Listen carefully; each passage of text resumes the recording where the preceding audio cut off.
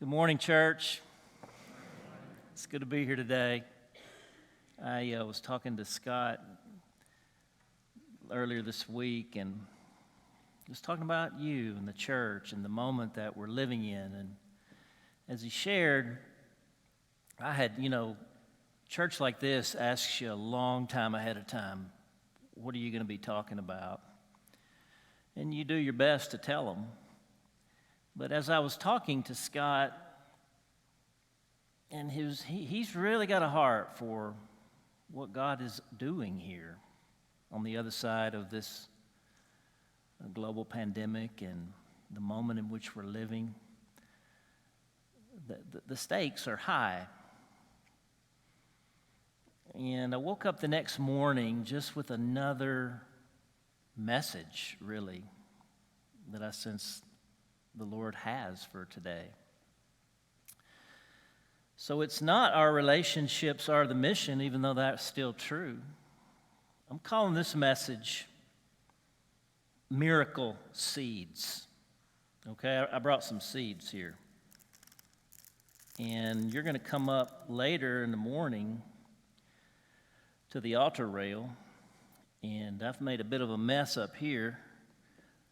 You're going to have a faith promise moment, and so I brought my seeds, and I just scattered them all across the altar, and I want you to take some. I carry seeds in my pocket every day to remind myself what I'm doing in this world. I'm sowing. We're all sowing. The question is, what are we sowing? What are we putting out? Are we putting out the miracle seeds of the gospel of the kingdom of Jesus? I mean, you're sowing something. Do you know the crazy thing? You sow corn, you get corn. You sow beans, you get beans. You know what happens if you sow nothing? No, you get weeds. Am I right? You don't have to sow weeds. And if you sow nothing, you're sowing weeds, okay? I'm here to change that today. I'm here to encourage you. I always like to know when I need to finish, and I always want to finish before you do. But I was in the restroom, and a dear friend said, we once had a preacher here who went all the way to 1 o'clock. And he was giving me a hint. And Scott told me, just take your time. We go a little bit long, so we'll land somewhere between 1 o'clock and a little bit long. But it's a moment. We're living in a moment right now. We've just come through 2 years where a invisible germ has completely shut down the world. We didn't see that coming, did we? We've kind of adjusted to it now, but guys, let's wake up and realize what just happened. There's been a great shaking of this entire world. And the question is, will we just slowly drift back into some semblance of normal, or will we rise up into a kind of awakened state? A sense of maybe this is the moment. The Lord wants to do something new and fresh in my life, in my family, in this church, in the world, in Lenoir City, in Knoxville. I mean, our days are passing.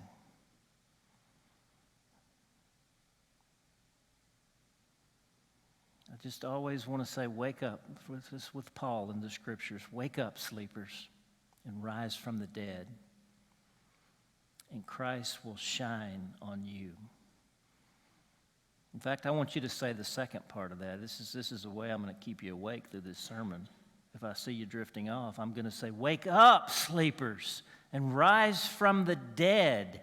And you say, and Christ will shine on you. That word shine, it's not like a benign, this little light of mine, I'm going to let it shine. It's a power word The Greek term there is epiphaino. Paul's reaching for this concept of, you recognize the word we get from it in English, epiphany, epiphaino, epiphany. And epiphany is like a revelation. And often it's a revelation of something that you have looked at a long time, but you finally see it in a new way. It's like, oh, that's what that is. That's what that means. He's talking to people in Ephesians there who, this is within decades of the resurrection of Jesus, his ascension to the right hand of God, the outpouring of the Holy Spirit at Pentecost, the most cataclysmic events in the history of history. We're within 20, 30 years of that, and people obviously are drifting off to sleep. And he's just, wake up, sleepers. Wake up, sleepers, and rise from the dead. Oh, people, we may be here till 1. You know, the crazy thing about awakening, I often say the greatest impediment to my own awakening is that I'm pretty sure I'm already awake. Anybody ever gone to sleep at the wheel driving? You know, your spouse says, "You getting sleepy?" No, I'm fine. The next thing you know, you just start hearing the shoulder on the car. You don't know it when you go to sleep. You don't even know it that you went to sleep. You don't know that you were asleep till you wake up, right? You don't know it. And what if, I often ask churches, I'm like, what if we're all asleep? We wouldn't know it. This has happened throughout church history. I mean, look at the Great Reformation. The church was slumbering, and Martin Luther begins sowing, and the church starts waking up. And, you know, we're 500 years now in, and it's time to wake up again. It's time, in fact, to sow for a great awakening. It's not a passing revival. It's a sea change in the world. This situation that we're living in, it's not going to gradually get better.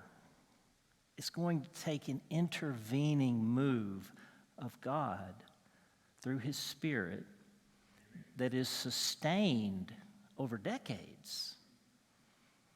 And you will get the awakening that you sow for. I love Galatians, where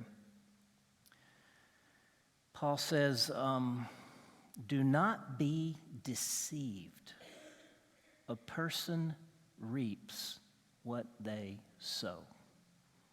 It's a universal law, except when it comes to weeds. You reap what you sow. And what if we banded together and began to sow for awakening for the rest of our lives? You know, we've all reaped where we haven't sown. True? What if it's time to begin sowing where we may not fully reap? I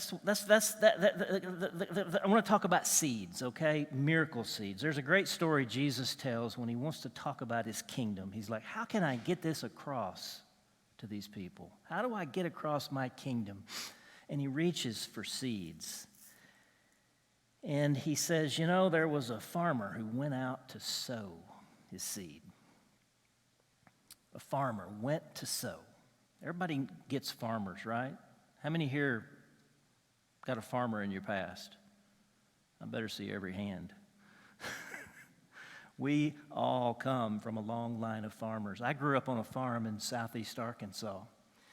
And as a boy, actually maybe I was 13, 14, my job was the seed boy. Okay, that means that you sit on the end of the row on a trailer on a bunch of bags of soybeans. And then your job is when the planter runs out, you know, you hop off the tan bed and get hopping and loading the hoppers up with soybeans, and then they're off to the races again. So that was my job. And this was a field we were planting, I remember, that had been growing wheat. And the wheat came off, and then you're trying to get another crop in on behind it, so you burn off the field so that you can immediately plant without any kind of touching of the ground. And that day, the planter, and of course the planter is king. That's a very difficult job, planting, because the key to planting is planting straight. He got something in his eye from the soot of the ashes. He couldn't get it out, and it was about to kill him. And if you know tractor drivers, they're not going to tell you they're hurting until it's like 911. Long and short of it, my dad had to come and take this man to the emergency room.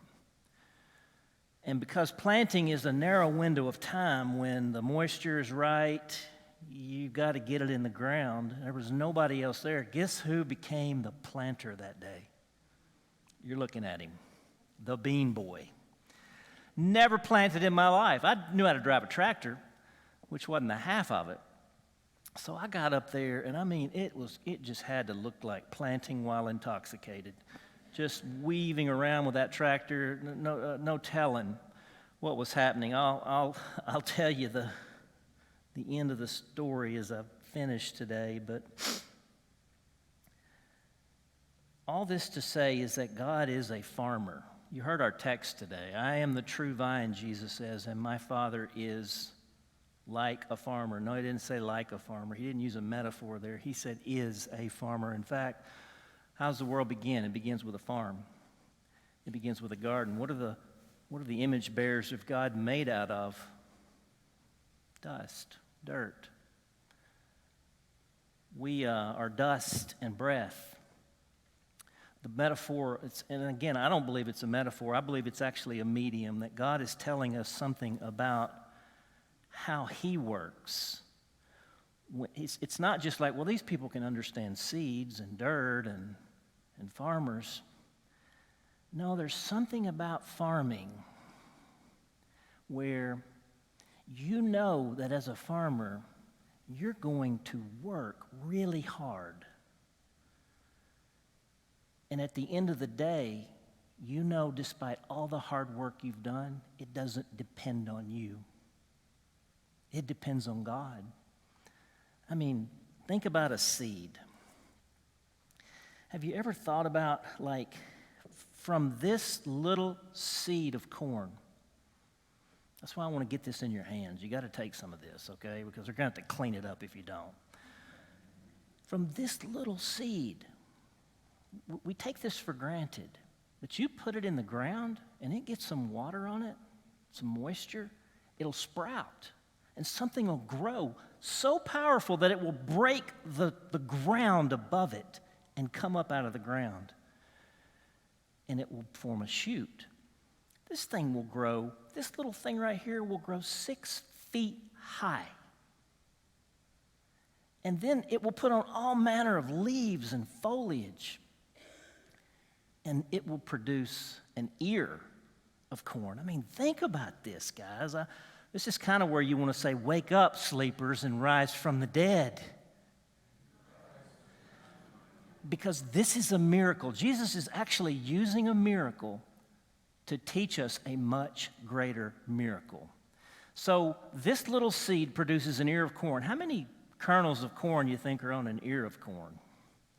I should have asked Siri this before I came, but I'm guessing it's got to be 100.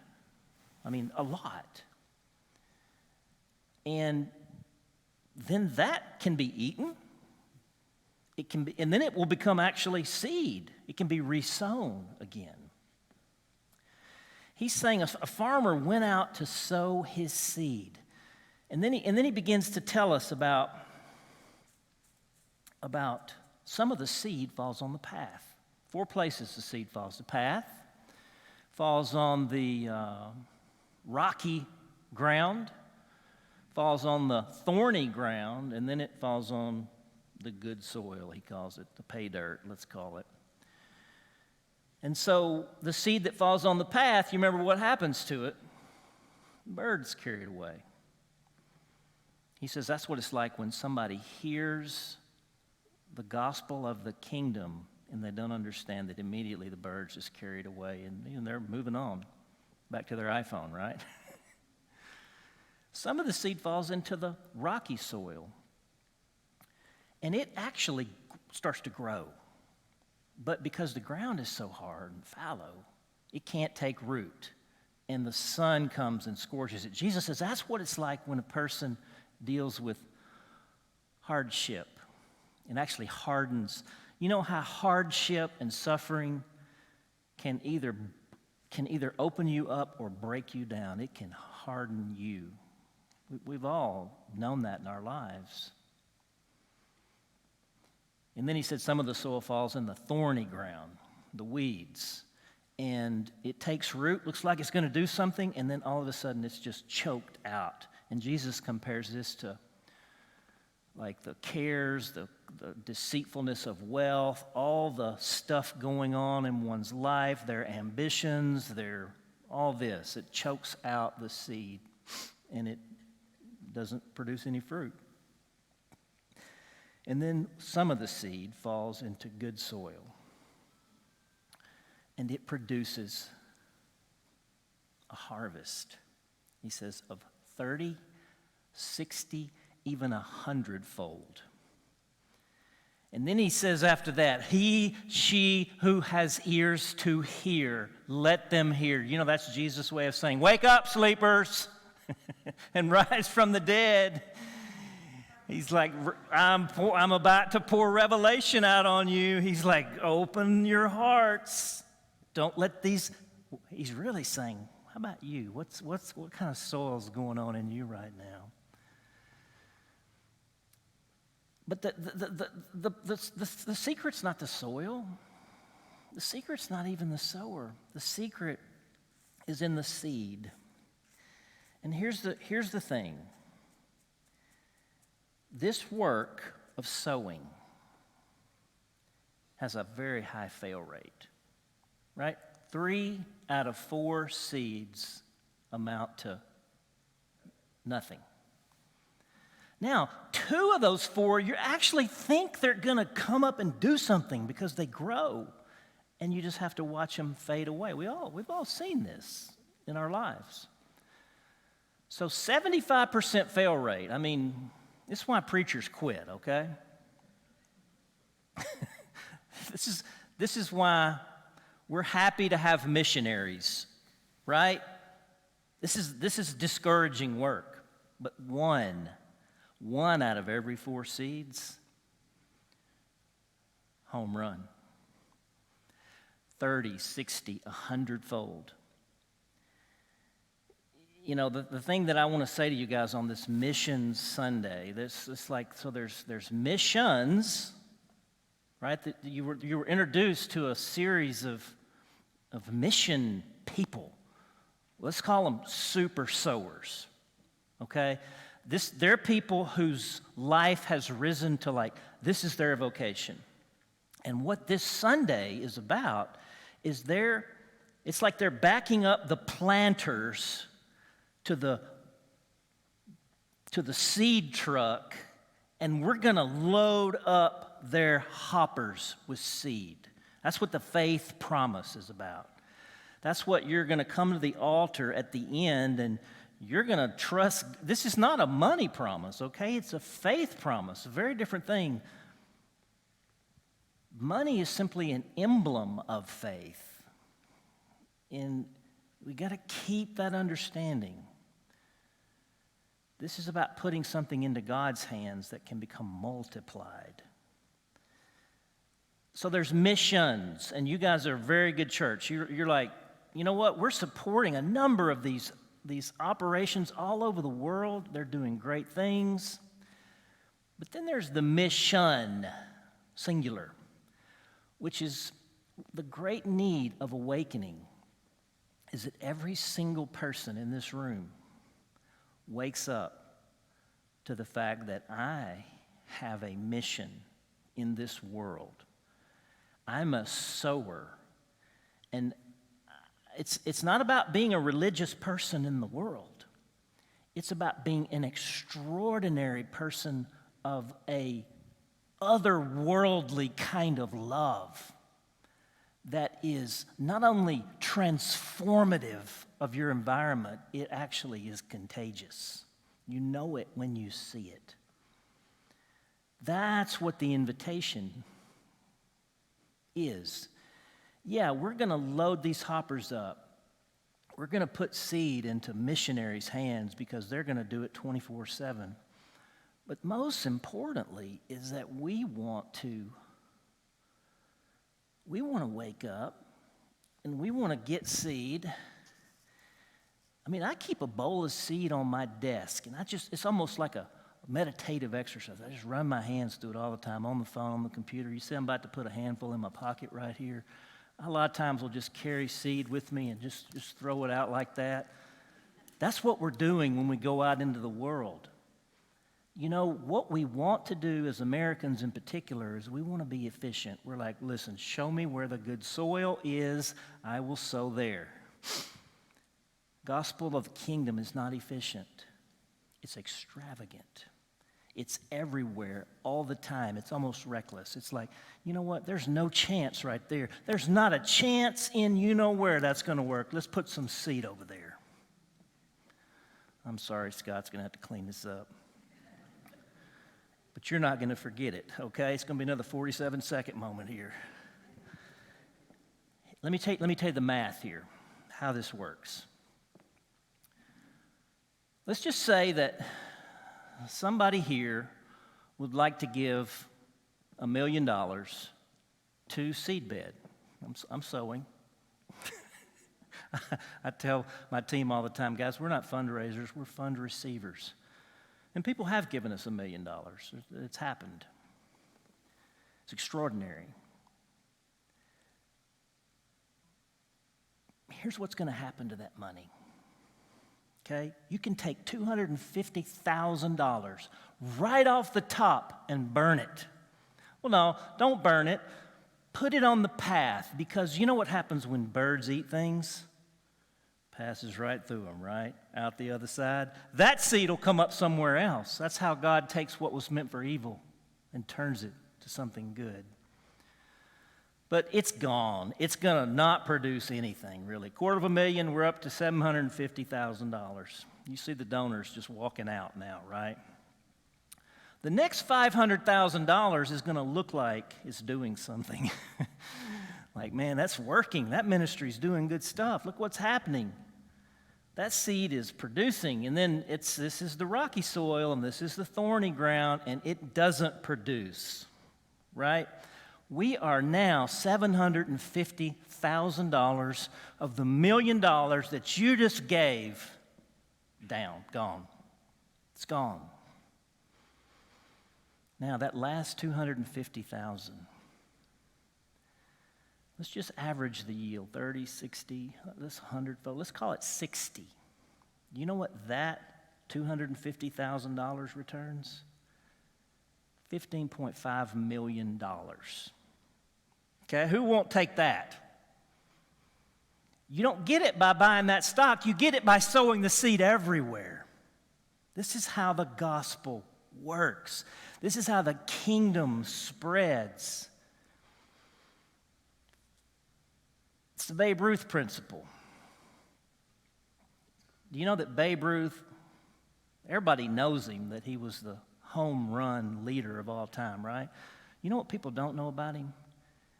He led the league in strikeouts every single time. Okay? That's the nature of sowing. You're going to fail, but it's not a reflection on you. It's not a reflection on God. It's certainly not a reflection on the seed. It's just that's where that person happened to be at the time. And you know the beautiful thing about grace? Grace keeps coming back. How many times did people sow into my life and it was just a briar patch? It was a hard pan. I didn't even understand it. The birds carried it away. This takes perseverance and repetition. But my gosh, when it hits, it's explosive. It changes the world. Just a quick story. I was thinking about, it's coming up on noon, okay, so let's keep the watches at bay. We're about done. This is an extraordinary story. When I went to seminary my first year, my suite mate across the hall was a young guy from Russia. His name was Alexander Ivanovich Tutsurova. He had just come out of the KGB. Tell you what happened to him. He was just doing what he does in Russia. I mean, it's not good what they were doing. Now we're back at it. He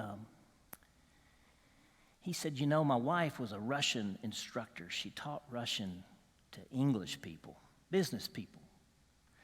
And she said there was one of her clients who came in who wanted to learn Russian, and all he wanted to learn was like how to read the Bible.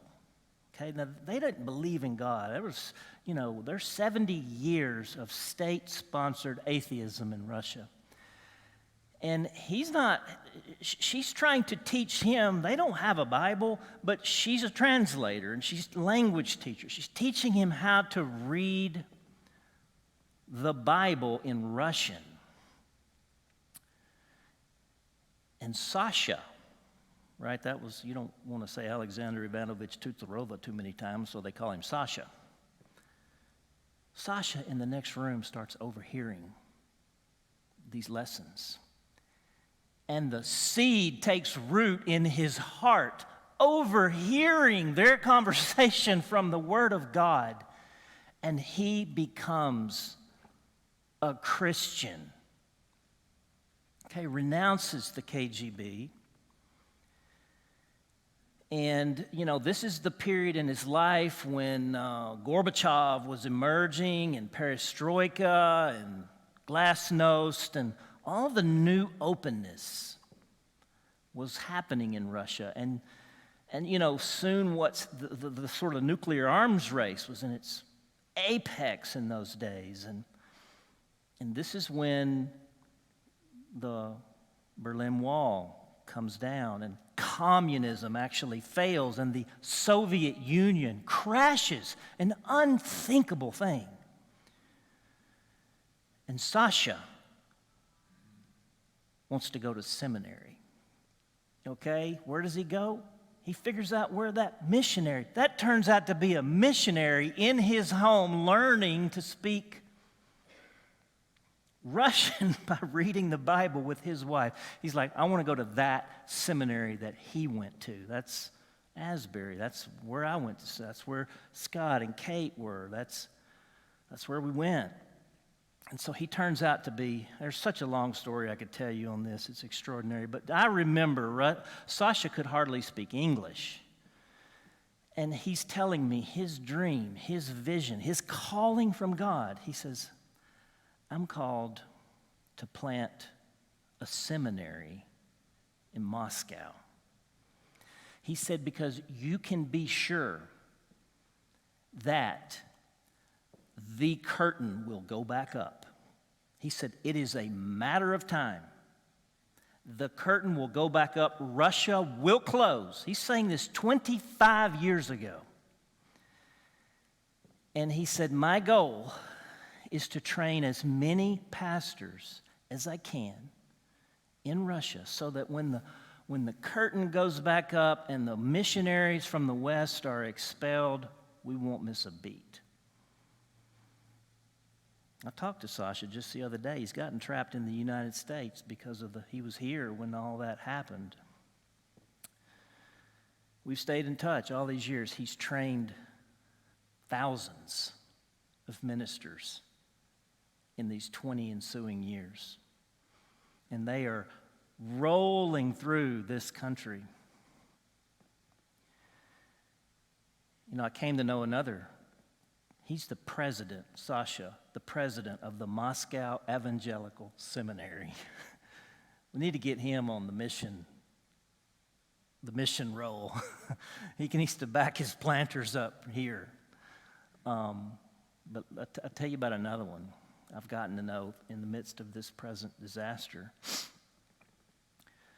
one of my board members of Seedbed, and you know, Seedbed means seminary, and our whole goal is that the local church would become like a seedbed, like a seminary, like a place where the seed goes into the ground and dies, that a great harvest might be produced.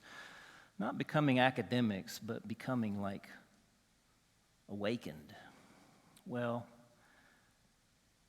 we met another seminary president in Kiev, or I don't even know, Kiev, I don't know how to say it. He's the president of the Ukrainian Evangelical Theological Seminary. This thing starts happening. This guy calls his group together and says, you know what?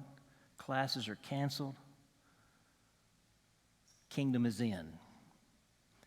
A man on our board had gotten involved with them about a year ago. And all of a sudden, I mean, he's buying them buses. He sent $250,000 of his own money to this little seminary, who's not like a relief organization. They're not set up to do what's going on, but nobody is. This is unprecedented. It's not unprecedented, but it's unbelievable what's happening there.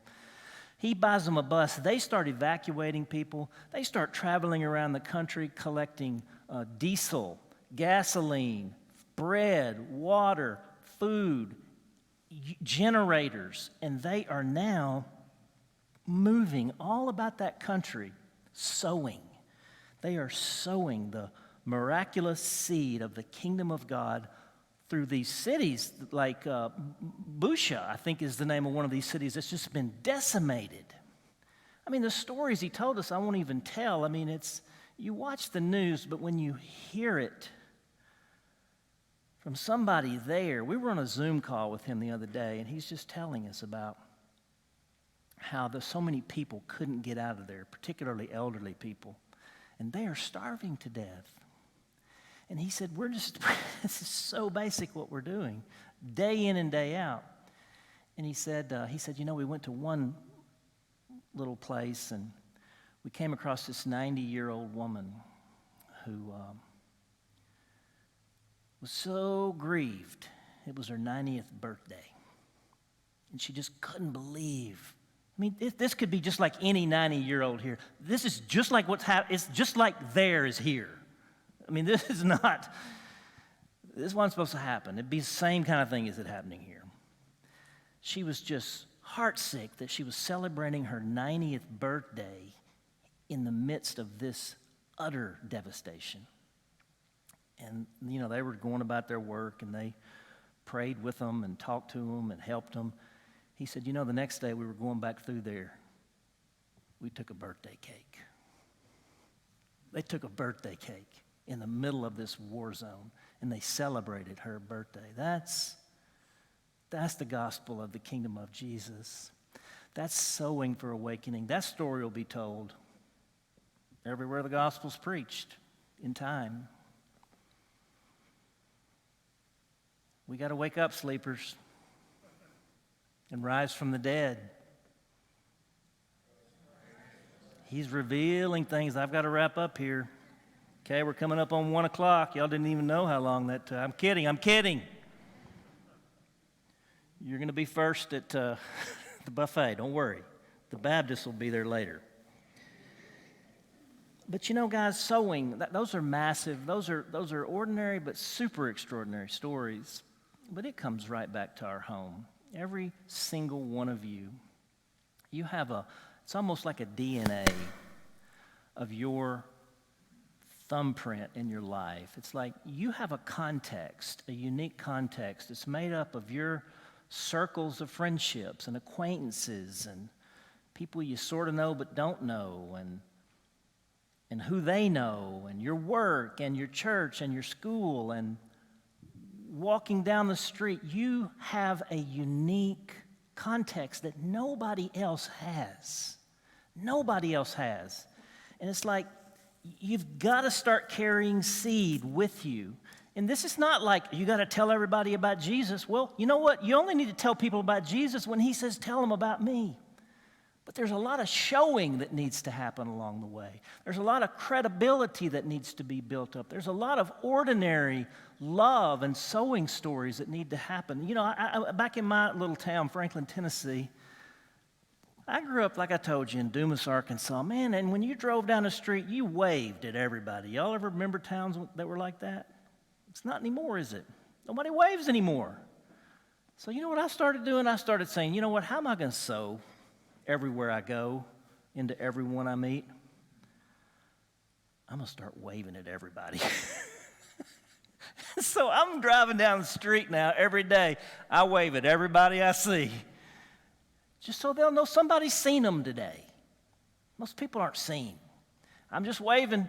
They probably think I'm crazy. I'm like, you know, I don't care. I'm sowing. It's a simple thing. It's a greeting. It's an I see you. It's a how you doing. Soon they'll be waving back. It might take a while. What if a whole church did that in a town? Think about how that begins to change things. Okay, that's very simple. How are you sowing in your heart every day? We've got to get past just sort of, you know, quiet time with Jesus, cozy chair. We got to get in the Word of God. We got to start eating it like food. We've got to start drinking and breathing in His Spirit every day. It's a new day that's dawning, and we are called to be God's people in it. Business as usual is not going to get it done. Well, I'm going to invite Scott to come and encourage you. Let me close that story. I was out there on the beans, on the planter, you know. And all of a sudden, this farm worker comes up to me, drives his truck on the turn row. He's just waving his arms. He's like, this is bad. This is probably the guy that's going to have to plow those beans. He jumps up on the tractor. He says, Johnny, he says, if you want to plant straight rows, because see, I'm just looking right over the tractor. I'm just like, he said, you got to get your eyes up on the horizon. He said, you've got to pick out something on the other end of that field like a tree. And you have to fix your eyes on that tree, and then you have to drive straight to it. And I'm like, I started doing that, and it was like a miracle. Those rows just straight as a string. Because I had gotten my focus off of just like what was right in front of me, and I started seeing a bigger horizon. And I think, you know what, that's our calling, keeping our eyes fixed on Jesus. That's the cross on the horizon that we want to fix our eyes on, that we want to not be distracted. We don't want to be deceived. We want to know that we are going to reap what we sow. He goes on to say, don't grow weary in well-doing, for in time, if you don't give up, you will reap a harvest. And then he says, especially, do good for those in the household of faith, like inside the church. I mean, there's people in this church all over this town, but a lot of them haven't even come back to church. A lot of them forgot it was even their church. They need somebody, not to go get them to come back to church, but to be embraced, to be seen, to be cared for, to be loved. Fixed on Jesus, people.